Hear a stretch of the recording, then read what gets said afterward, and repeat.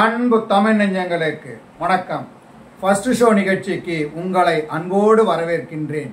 இன்றைய first show நிகழ்ச்சியில மகா அவதார் நரசிம்மா திரைப்படத்தின் திரை விமர்சனத்தை தெரிந்து கொள்ள போகிறோம்.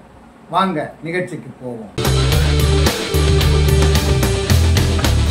விஷ்ணுவின் பக்தன் பிரகலாதன், அவனுக்கும் அவனுடைய தந்தை இரணிய கசிவுக்கும் இடையே நடக்கின்ற கதை.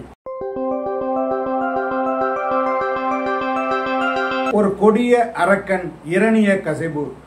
அவன் தன்னையே கடவுளாக நினைத்துக் கொள்வான். அப்படித்தான் எல்லோரும் வணங்க வேண்டும் என்று நினைப்பான். தனது மகன் பிரகலாதனையும் அப்படித்தான் வணங்க சொல்வான். பிரகலாதன் தீவிர விஷ்ணுவின் பக்தன். தன்னுடைய தந்தையினுடைய கட்டளைக்கு அடிபணிய மறுக்கிறான்.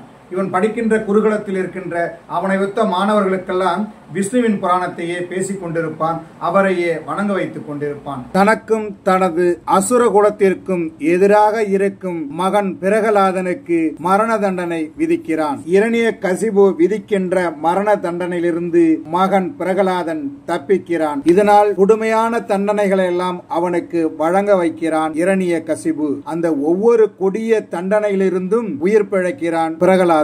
முடிவில் தனது சகோதரி கோலிகாவை வரவழைத்து அவனை எரித்து கொலை செய்ய சொல்கிறான். நெருப்பினால் வரம் பெற்ற கோலிகா மருமகனை தன்னோடு அழைத்து சென்று நெருப்பில் எரிய வைக்கிறார். அந்த நெருப்பும் அவனை சுடவில்லை. பிரகலாதனுக்கு பதில் கோலிகாவே எரிந்து கரிக்கட்டையாக ஆகிறார். பக்தியின் வலிமையால் ஒவ்வொரு தண்டனையிலிருந்தும் தப்பிக்கும் மகனை எப்படி கொலை செய்கிறான், தண்டனை கொடுக்கிறான் இரணிய கசிவு என்பது மீதி படம்.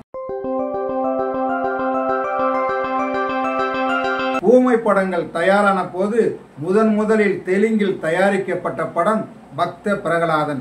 அதாவது 100 வருஷம் தாண்டியும் இன்னும் பக்த பிரகலாதனுடைய வாழ்க்கை படமாகி கொண்டிருக்கிறது. அனைவருக்கும் தெரிந்த கதை என்றாலும் அதை தற்போது உள்ள தலைமுறையினரும் தெரிந்து கொள்ளும் விதமாக அனிமேஷனில் மகா அவதார் நரசிம்மா உருவாகி இருக்கிறது. வியக்க வைக்கும் பிரம்மாண்டமான காட்சிகள், உணர்ச்சிகளோடு உரசி செல்லுகின்ற சென்டிமெண்ட் காட்சிகள் என்று சிறுவர்களுக்கு எளிமையாக புரியும்படி இந்த படம் உருவாகி இருக்கிறது. பிரகலாதனுக்கு கொடுக்கப்படுகின்ற தண்டனைகளும் அதிலிருந்து பிரகலாதன் உயிர் பிழைக்கும் காட்சிகளும் கதையோடு நம்மை ஒன்றச் செய்கிறது. மலை உச்சியிலிருந்து பிரகலாதனை தள்ளிவிடுகின்ற காட்சிகள் நம்மை சீட்டின் நுனியில் உட்கார வைக்கிறது.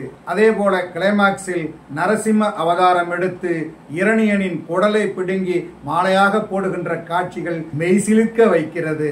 காட்சி அமைப்பு, வசன உச்சரிப்பு, இசை எல்லாவற்றையும் சரியாக கையாண்டு சிறந்த அனுபவத்தை பெறுகிற வகையில் இந்த படத்தை தயாரித்திருக்கிறார்கள். இந்த படத்தை அஸ்வின் குமார் இயக்கியிருக்கிறார். சாம் சிஎஸ் இசையமைத்திருக்கிறார். குடும்பத்துடன் பார்க்கக்கூடிய நல்ல படமாக மகா அவதார் நரசிம்மா வெளியாகி இருக்கிறது. என்ன நேயர்களே, மகா அவதார் திரைப்படத்தின் திரை விமர்சனத்தை தெரிந்து கொண்டீர்களா? சரி, தமிழ் தொலைக்காட்சியை தொடர்ந்து பாருங்கள். தமிழ் தொலைக்காட்சியை லைக் பண்ணுங்க, ஷேர் பண்ணுங்க, கமெண்ட் பண்ணுங்க, சப்ஸ்கிரைப் பண்ணுங்க. தமிழ் தொலைக்காட்சியின் புதிய அப்டேட்டுகள் உடனுக்குடன் உங்களுக்கு தெரிய வர அருகில் உள்ள பெல் பட்டனை மறக்காமல் அமுக்குங்க. கலை இலக்கியம் யாவும் மக்களுக்கு.